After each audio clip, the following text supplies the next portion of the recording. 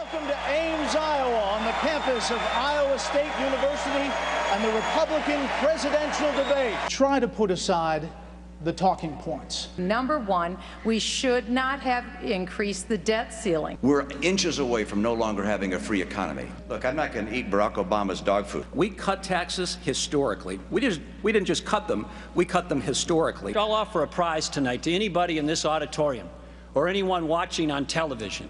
If you can find Barack Obama's specific plan on any of those items, I will come to your house and cook you dinner. Or if you prefer, I'll come to your house and mow your lawn. But in case Mitt wins, I'm limited to 1 acre. Freedom of Choice Act so people could all purchase the light bulb of their choice. She fought for less government spending. We got a lot more. She led the effort against Obamacare. We got Obamacare. She led the effort against TARP. We got TARP.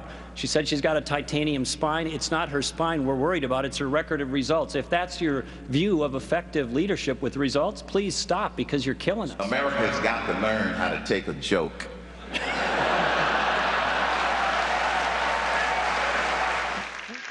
If you were successful, somebody along the line gave you some help.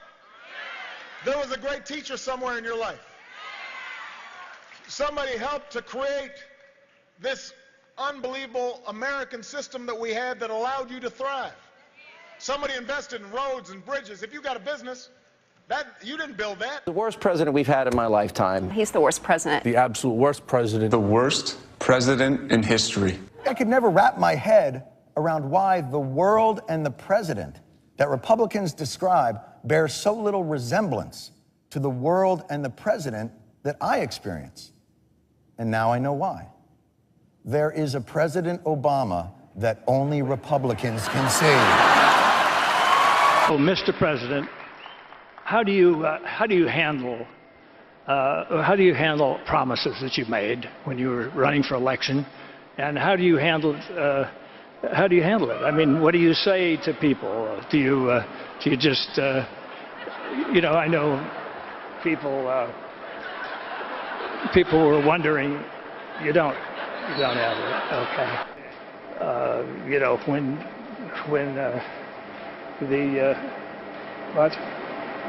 What do you want me to tell Romney? I can't tell him to do that. Can't do that to himself.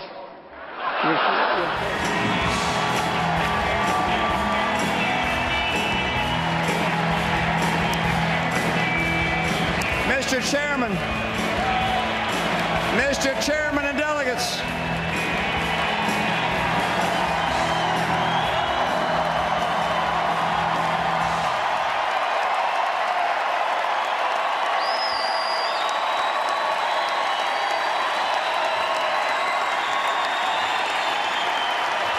Mr. Chairman and delegates, I accept your nomination for President of the United States. We take another step forward in helping restore the promise of America. His leadership begins with character and values. He's a person of great steadiness, whose integrity is unquestioned and whose word is good. He understands the fiscal challenges facing America and the fiscal catastrophe that awaits us if we don't change course. Today's a good day for America, and there are better days ahead. I mean, the president starts off with 48, 49, 40, he starts off with a huge number. These are people who pay no income tax. 47% of Americans pay no income tax. So our message of low taxes doesn't connect. And he'll be out there talking about tax cuts for the rich. I mean, that's what they sell every 4 years. It's math. It's arithmetic. I'm not in favor of a $5 trillion tax cut. That's not my plan. My plan is not to put in place any tax cut that will add to the deficit. That's point one. So you may keep referring to it as a $5 trillion tax cut, but that's not my plan. Okay. Number two, let's look at history. My plan is not like anything that's been tried before. My plan is to bring down rates, but also bring down deductions and exemptions and credits at the same time, so the revenue stays in, but that we bring down rates to get more people working. I just don't know how the president could have come into office facing 23 million people out of work, rising unemployment, an economic crisis at the kitchen table, and spent his energy and passion for 2 years fighting for Obamacare instead of fighting for jobs for the American people. 4 years ago, I said that I'm not a perfect man and I wouldn't be a perfect president. And that's probably a promise that Governor Romney thinks I've kept. But I also promised that I'd fight every single day on behalf of the American people, and the middle class, and all those who are striving to get in the middle class. I've kept that promise. And if you'll vote for me, then I promise I'll fight just as hard in a second term.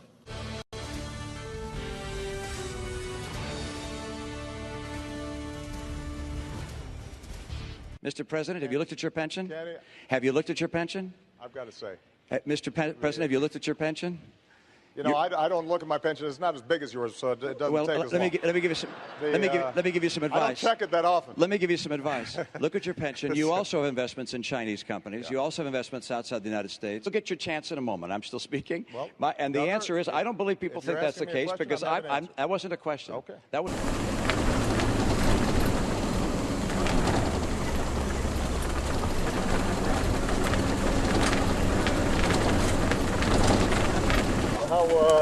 How are you dealing with the night out?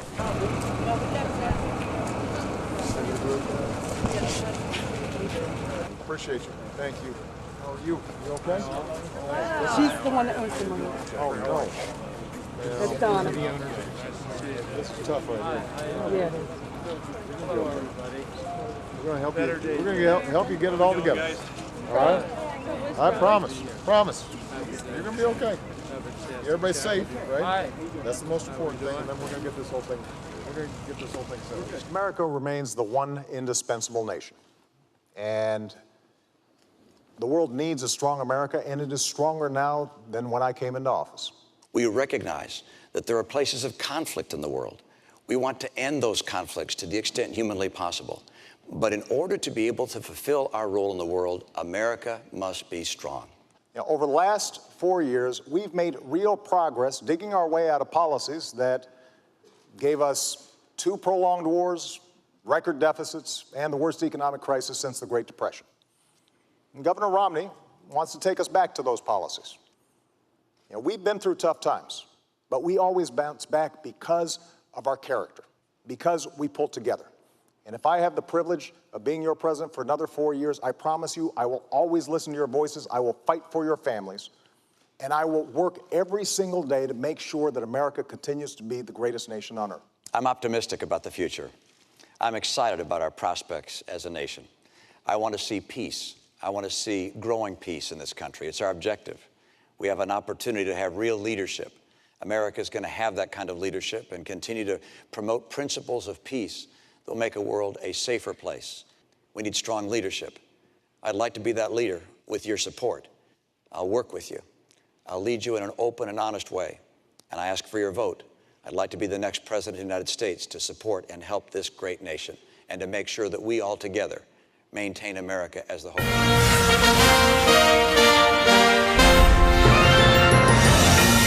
At 7 p.m. Eastern, in just about 10 seconds, no, sorry, now, at 7 p.m. Eastern, we've got poll closings in Kentucky, South Carolina, Vermont, Virginia, Georgia, and Indiana.